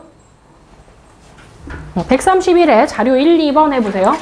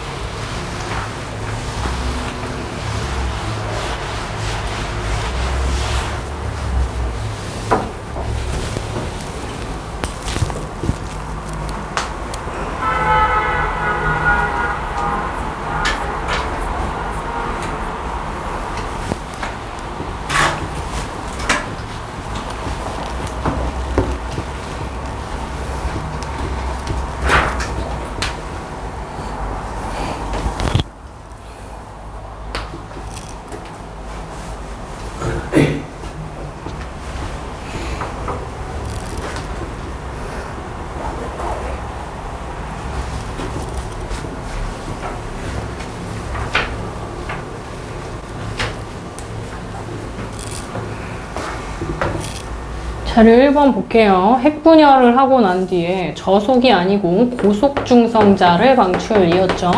1번 틀렸고. 다음 2번에 중성자는 또 다른 우라늄과 연쇄 반응할 수 있고 계속 핵분열할 수 있죠. 다음 3번에 핵분열을 한 뒤에 방출되는 에너지 질량 결손 때문이다. 맞는 거죠. X55 하시면 됩니다. 다음 2번에 핵반응이 일어나면서 기억에 들어갈 입자 같은 경우에는 기억은 반응 전후에 원자 번호 같은 경우에는 이미 맞춰진 상황이기 때문에 기억 자리에 들어갈 게 중성자 되겠죠.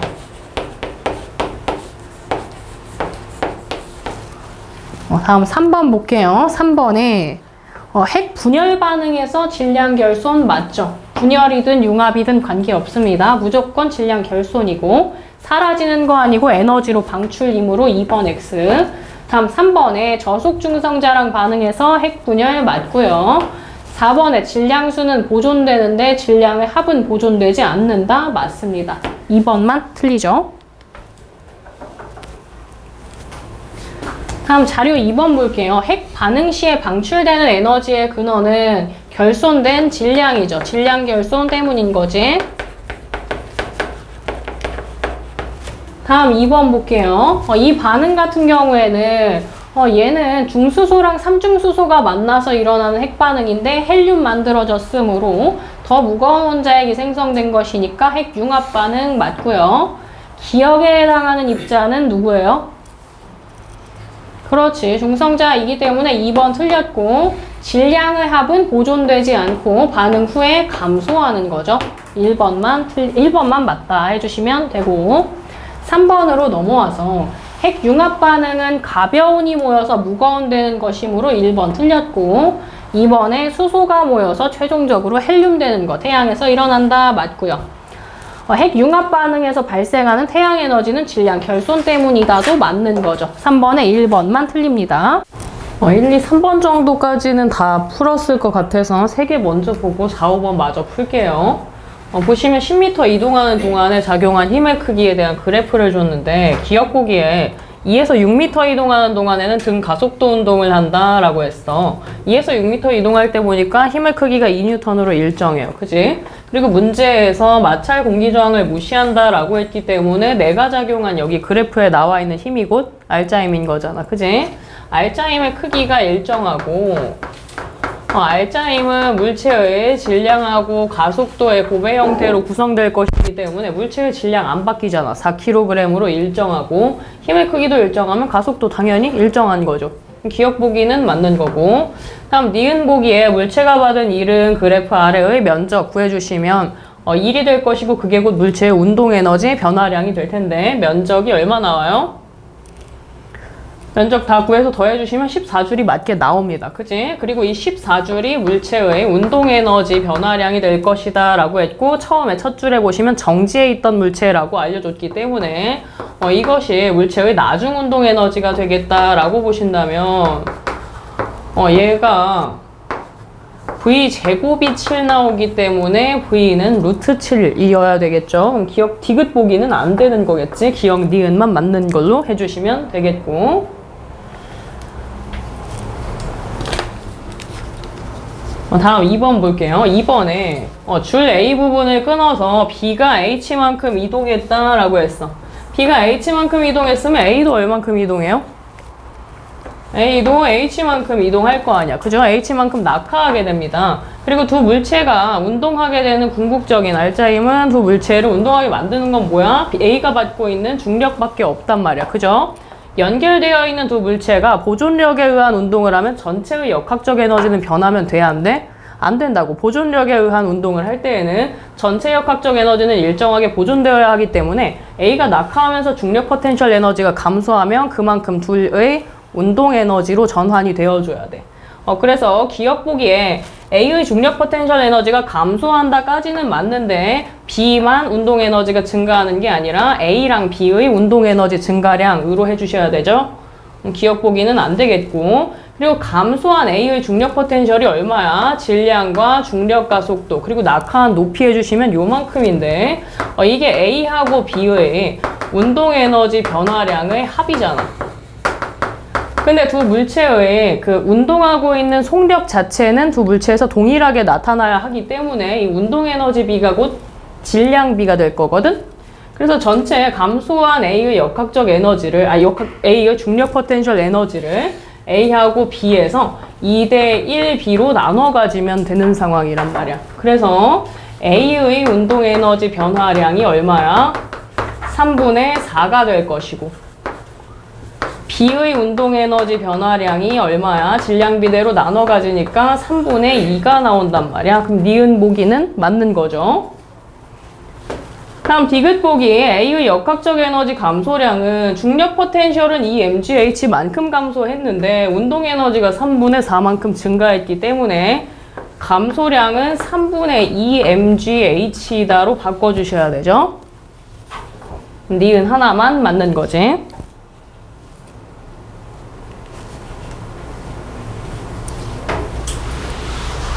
다음 3번에 A 지점에서 B 지점으로 이동하면서 높이가 낮아졌어. 그치? 높이가 낮아지면 중력 포텐셜 에너지가 증가해요? 감소해요? 감소했겠지? 그런데 마찰이랑 공기저항 무시한다라고 했기 때문에 중력 포텐셜 감소한 만큼 운동 에너지가 증가하면 되는 거 아니야. 그죠? 물체의 질량하고 중력 가속도가 10이고, 그리고 낙하한 높이 변화량이 얼마야? 25에서 5 됐잖아. 는 물체의 운동에너지 변화량이 되는 거 아니야? 운동에너지 질량은 동일하고 나중 속력은 몰라요. 빼기 초기 속력 15의 제곱으로 두시면 위에 감소한 중력 포텐셜이 얼마라고 나와? 400이잖아. 그지? 400은 이렇게 사라지니까 V제곱 마이너스 15의 제곱이 400이래. V제곱이 얼마라는 소리야? 얘가 625가 되잖아. 그치? 그럼 V가 얼마예요? V는 25가 나오겠다. 그죠? 나머지 4, 5번도 해보시고 같이 풀어볼게요. 자, 4번에 가하고 나에서 동일한 용수철로 지금 실험을 하고 있는 상황인데 가에서도 그렇고 나에서도 그렇고 A의 변형 길이가 똑같아요. 가, 나에서 모두 A의 변형 길이가 얼마야? 0.4m로 동일해요. 그지? 0.4로 동일하단 말이야. 그리고 용수철의 종류도 동일하기 때문에 용수철 상수도 구하지 않아도 돼. 그냥 동일하다로 두시면 요렇게 놨을 때 변형 길이랑 용수철 상수의 곱의 형태가 탄성력의 크기 되는 거 아니야. 그죠? 그리고 가, 나에서 두 물체 모두 정지해 있는 상태이기 때문에 탄성력의 크기가 곧 변형력의 크기가 되는 거 아니야. 그지? 그럼 가에서 보시면 변형력이 중력이거든. 변형력인 중력의 크기가 얼마예요? 매달려 있는 물체의 질량 2kg이기 때문에 변형력이 얼마야? 20N일 거 아니야. 그지? 20N이야. 이게 어디에서도 똑같이 적용되는 거라고? 나에서도 압축시키고 있는 힘이 똑같이 20N이라고. 왜? 동일한 용수철 사용했고 변형 길이가 똑같기 때문에. 기억 보기 한번 볼게요. 탄성 포텐셜 에너지는 가에서랑 나에서가 서로 같다. 용수철 상수 동일하고 변형 길이 동일하기 때문에 당연히 같을 수밖에 없겠다. 기억 보기 맞고요. 다음 니은에 나에서 물체 속력의 최대값은 했는데 모든 탄성 포텐셜 에너지가 뭘로 전환되는 상황이야? 물체의 운동 에너지로 전환됐을 때가 속력의 최대값일 거 아니야. 탄성 포텐셜 에너지 식이 어떻게 돼요? 2분의 1에 용수철 상수랑 변형 길이의 제곱의 형태잖아. 그지? 근데 얘를 이렇게 바꿔 쓸 수도 있죠. KX하고 X로 따로 떼서 쓸 건데 KX가 탄성력의 식이었잖아. 그지? 근데 위에서 탄성력이랑 변형력의 크기가 똑같다라고 했단 말이야. 자, 여기 들어갈게. 2분의 1에 변형력이 20N 되겠고 변형 길이가 아까 0.4m다라고 했잖아. 그럼 얘가 얼마 나와요?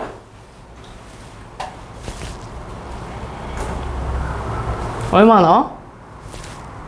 얘가 4줄 나오잖아. 그치? 4줄 나와요.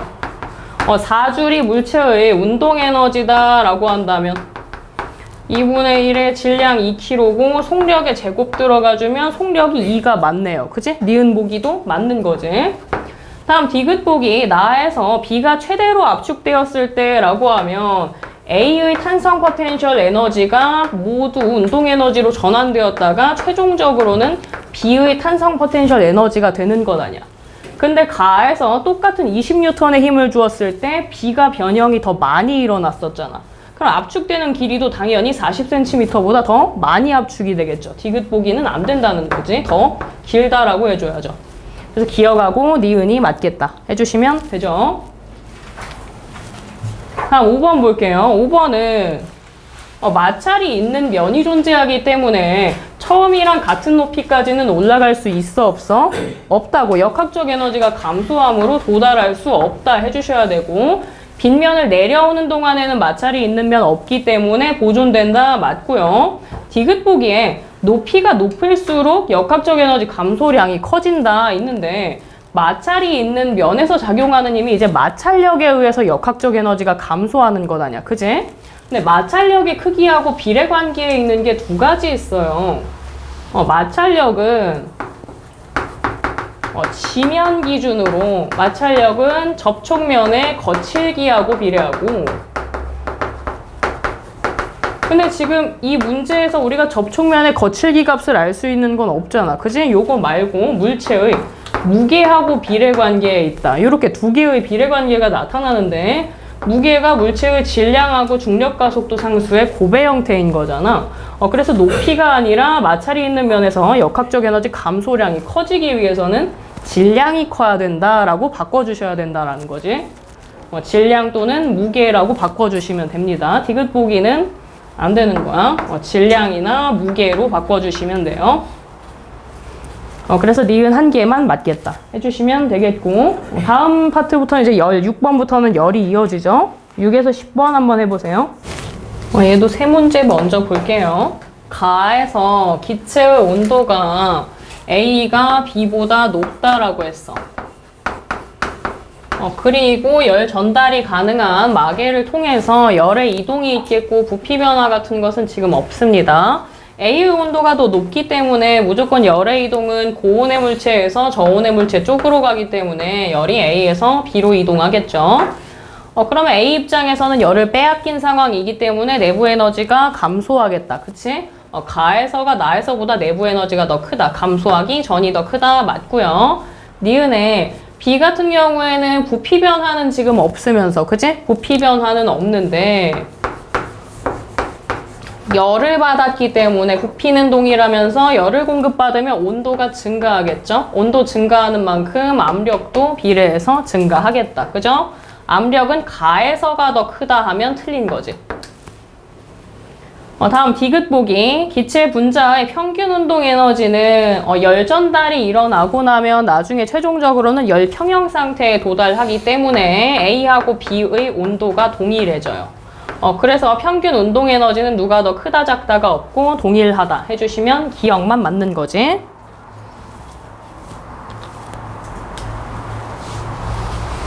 다음 A에서 B로 가는 과정에서 내부 에너지가 감소한다면 온도가 떨어져야 되는 건데 지금 온도 변화가 있어요? 없어요?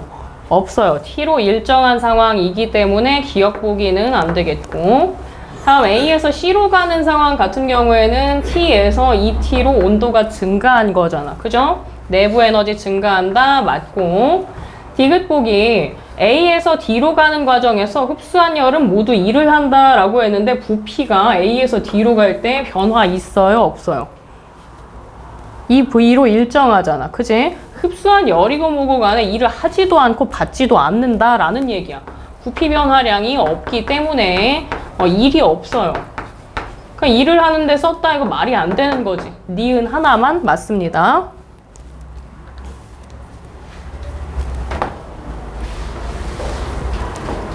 다음 가에서 어떤 물체를 지금 놓아서 평형이 되게 하였다 했어요. 부피 변화가 지금 없다라는 얘기는 가 상황에서 외부하고 평형을 이루고 있다라는 얘기야. 평형 상태, 대기압이랑 평형인 상태인데 나에서 어느 물체 위에 올려놓았더니 서서히 올라갔다 압력이 증가했다는 얘기죠. 증가했다가 나중에 다시 정지했다 했어. 최종적으로 정지하면 역시 이 상태에서도 대기압과 평형을 이루었기 때문에 최종적으로는 가하고 나 상태에서 압력이 동일합니다. 최종적으로 정지했으면 압력이 동일하다 맞고요. 다음 니은의 기체의 온도는 역시 보시면 최종적으로는 둘 다 압력이 동일하다라고 했어. 압력은 같은데 부피는 누가 더 커요? 나에서 더 크기 때문에 온도도 누가 나에서 더 크겠다로 해주시면 되겠죠. 나에서가 더 높다 맞고요. 온도가 나에서 더 높으면 분자의 평균 속력은 나에서가 더 빠른 거죠. 기억 니은만 맞는 거지.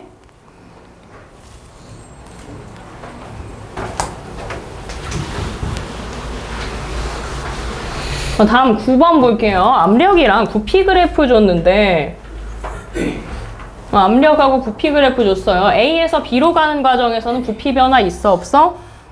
부피 변화가 없어요. 그럼 일을 하지 않는다 맞고요. 다음 B에서 C로 가는 과정에서 기체가 흡수한 열은 했어.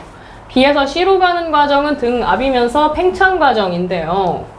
등압 팽창 과정일 때 얘는 일도 해야 돼. 일을 하는데 내가 일을 외부에 해줘요. 그럼 원래라면 내 에너지를 써서 외부에 일을 해준다면 나의 에너지가 감소해야 되는 상황이잖아. 그지? 근데 압력이 내가 외부에 가하고 있는 힘의 크기는 일을 했음에도 불구하고 계속해서 일정하대. 압력 변화는 없으면서 팽창했다, 온도도 증가한다 라는 상황이 돼서 내부 에너지도 증가하는 상황이죠. 그렇다면 일도 하고 내부 에너지도 늘릴 거다. 당연히 열을 흡수해야 되는 상황인 거다. 그죠? 내 흡수한 열이 한 일회양보다 작으면 내부 에너지가 감소해야 되는 거잖아. 더 크다로 바꿔주셔야죠. 내부 에너지도 증가했기 때문에 더 크다가 되겠고 답은 2번이고요. 3에서 5번 보기 같은 경우에도 같이 보시면 C에서 D로 가는 과정은 등온 과정이다 라고 문제에서 알려줬단 말이야. 그죠? 온도 변화가 없으면 내부 에너지 변화가 없기 때문에 내가 일을 한다면 그거 모두 내가 흡수한 열로 일을 해야지 내 에너지는 하나도 안 쓸 거다 라는 얘기가 돼요. 3번도 맞고요. 다음 D에서 A로 가는 과정 보시면 등압이면서 얘가 압축 과정이야. 위에서 적은 거하고 반대 상황 되는 거죠. 압력 변화는 없을 것인데 부피가 감소했다. 온도 역시 감소한다 라는 얘기가 돼서 이를 받았음에도 불구하고 내부 에너지가 감소했다는 것은 열을 방출할 수밖에 없는 상황인 거구나로 해석하시면 4번 보기도 맞는 거다. 그지? 그리고 마지막 한 사이클을 돌았을 때 최종적으로 다시 A 상태로 되돌아왔단 말이야. A 상태로 되돌아왔어요. 그럼 내부 에너지는 동일해진 상태가 된 건데 그래프의 면적 보시면 양의 값을 가지고 있기 때문에 일을 하기 위해서는 열을 흡수할 수밖에 없겠다 하는 5번 보기도 맞는 거죠. 최종적으로 내 에너지는, 내부 에너지는 원래 상태랑 동일하게 왔는데 그래프 아래 면적 같은 경우에는 내가 한 일의 양이 양의 값을 가지기 때문에 일을 하기 위해서는 열을 흡수했어야 한다. 이렇게 보시면 되겠죠. 나머지 문제들도 풀어보시는데 10에서 그 16번까지 해보세요. 16. 같이 볼게요. B에서 C로 가는 과정에서 부피 변화가 전혀 없기 때문에 일은 하지도 않고 받지도 않는 거다. 그죠? 일은 0이죠. 다음 니은 보기 한 번 순환하는 동안 기체는 외부로부터 일을 받는다 있는데 우선은 두 개의 과정, B에서 C로 가는 과정하고 D에서 A로 가는 과정 같은 경우에는 부피 변화가 있어 없어? 없어요. 이 과정은 일단 일이 0인 과정인데 요거 말고 나머지 두 개의 과정 한번 볼게요. A에서 B로 가는 과정은 부피가 팽창하고 있는 과정이야. 그지? 그래서 일이 0보다 큰 과정이 되겠고 C에서 D로 가는 과정 같은 경우에 부피가 압축되고 있는 상황이에요. 그래서 이때가 일을 받는 과정이 되겠는데 A에서 B로 갈 때하고 C에서 D로 갈 때하고 부피 변화량이 똑같아요. 부피 변화량이 동일한데 얘는 동일할 거야. 이건 동일해. 그런데 A에서 B로 갈 때는 온도가 T0고요. C에서 D로 갈 때는 온도가 ET0에서 일어나는 사건이란 말이야. 부피 변화량은 둘이 동일할 거다라고 했으니까 이 항을 한번 배제해 볼게. 그럼 압력이 어디에서 더 커야 돼요? C에서 D로 가는 과정에서 2배만큼 더 커야 된단 말이야. 그죠? C에서 D로 가는 과정에서 압력 역시 2배 더 커야 되는 상황이 되겠는데 기체가 하는 일회양 또는 받는 일회양 같은 경우에는 압력과 부피 변화의 고배 형태로 표현했었잖아. 부피 변화는 두 개의 과정에서 동일할 건데 이를 받게 되는 C에서 D로 가는 과정에서 압력이 2배만큼 더 크다며. 그럼 받는 일회양이 당연히 더 큰 거잖아. 맞아요? 받는 일회양이 더 크기 때문에 이를 받는다가 맞게 되는 거죠. 다음 디귿 보기 한번 볼게요. C에서 D로 가는 과정이 있어. C에서 D로 갈 때 봅시다. 온도 변화 있어 없어? 온도 변화? ET0로 동일해. 온도 변화 없단 말이야. 그죠? 온도 변화는 없는데 부피가 지금 줄어들었잖아. 이를 받는 과정인데 이를 받았는데도 불구하고 온도 변화가 없다. 내부 에너지가 하나도 변하지 않았다는 건 내가 이 받은 걸 모두 열로 방출하게 됐다라는 얘기가 되죠. 다음 D에서 A로 가는 과정도 한번 볼게요. D에서 A로 가는 과정 보시면 부피 변화는 없어요. 이때는 일이 0인데 온도가 감소했어. 온도가 감소했다는 건 나의 내부 에너지가 감소했다라는 얘기가 되겠는데, 내부 에너지가 감소하는 건 그만큼 내가 열을 역시 방출했기 때문에 나타나는 일인 거 아니야. 그 두 개의 과정에서 모두 열을 방출하기 때문에 흡수하면 틀린 거죠. 니은 하나만 맞습니다. 다음 11번에 압력솥을 뭐 가열한다 했어요. 가열하는 건 열을 공급한다는 얘기죠. 그래서 열이 0보다 클 때 기준으로 두시면 압력솥의 부피 변화는 없습니다. 부피는 일정한 과정이기 때문에 일은 하지도 않고 받지도 않아요. 근데 열을 공급해줬으면 내부 에너지는 증가하고 기억이랑 디귿복이 똑같은 거 물어보는 것 아니야. 등적 과정이다. 맞는 거죠. 니은 디귿이 맞습니다.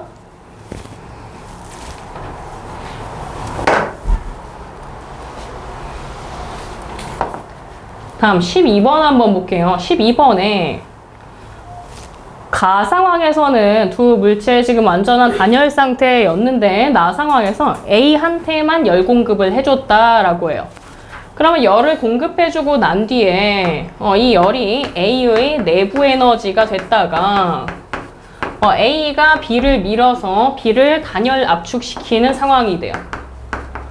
B를 단열 압축시키면 B한테 일을 해주는 상황이기 때문에 내부 에너지 일부를 소모했겠다. 그죠? 그럼 A의 에너지는 일부 감소하는 거죠. 감소한 만큼 B한테 가서 1이 되는 것이기 때문에 이게 B의 내부 에너지가 될 것 아니야. 그치? 그럼 A랑 B의 내부 에너지 변화량의 합이 처음에 공급받은 열량, Q와 같다. 기억 보기는 맞겠죠?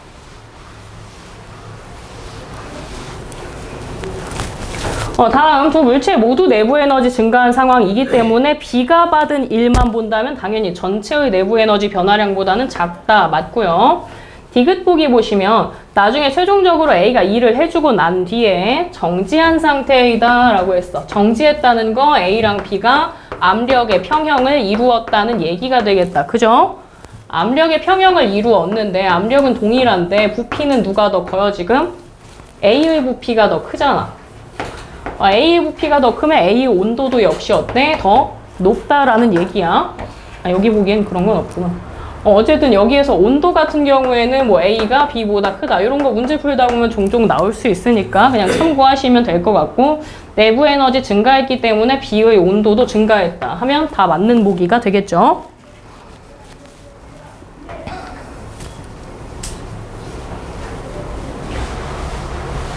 다음 13번에 열 2법칙으로 설명할 수 있는 것, 자연에서 일어날 수 있는 현상들 골라주시면 디귿 보기만 감소 아니고 증가로 바꿔주시고 기억 니은이 맞다 하시면 되겠죠.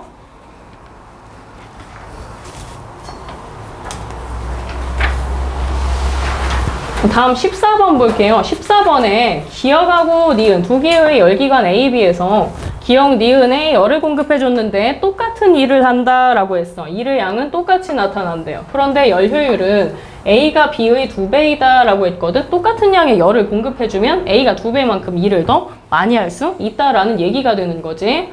그 말은 곧 둘이 같은 양의 일을 했다면 B한테 열을 2배만큼 더 많이 줘야 되겠다. 기억 보기 맞는 거죠. 다음 니은에 저 열원으로 방출하는 일이 되지 못한 열 에너지 같은 경우에는 공급받은 열이 누가 더 많았어? 아까? B가 더 많았었잖아. 그치? B가 더 많았기 때문에 일이 되지 못하고 방출하는 열 에너지 같은 경우에도 B가 더 많으므로 A가 더 작다가 맞고, 디귿 보기에 흡수하는 열이 많아졌을 때 하는 일은 당연히 많아지는 거고, 일정한 건 열 효율이 일정한 거죠. 흡수하는 열이 많으면 당연히 하는 일도 많아집니다.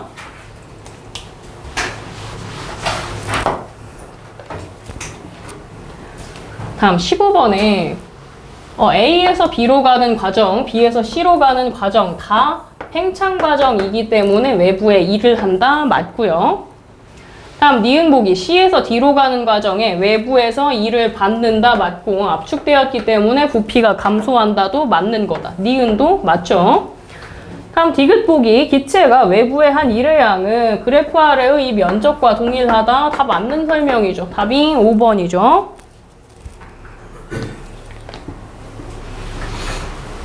다음 16번 볼게요. 처음에 뭐 30m인 곳에서 가만히 놓았다면 초기 속도가 없다라는 뜻이죠.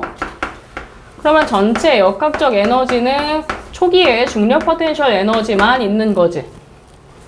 그러면 높이가 30m고 중력 가속도 10에 질량 모르니까 m으로 두시면 이게 공기저항 무시하면 10m 지점에서도 역시 전체 역학적 에너지가 되는 것이기 때문에 10m 지점에서 이렇게 똑같이 쓰실 수 있겠고, 또는 얘가 이제 300m이야. 근데 높이가 지금 3분의 1배 된 상황이잖아. 그죠? 이걸 토대로 했을 때 높이 3분의 1배면 중력 포텐셜 에너지도 초기의 3분의 1배란 말이야. 그지? 그러면 나머지 3분의 2가 어디로 가는 거야? 운동 에너지 되는 거 아니야? 얘가 얼마야? 200m 되는 거잖아. 그지? 는 2분의 1의 물체 질량이랑 나중 속력의 제곱하시면 양변의 질량 없애고 나중 속력의 제곱이 400이니까 나중 속력은 얼마예요?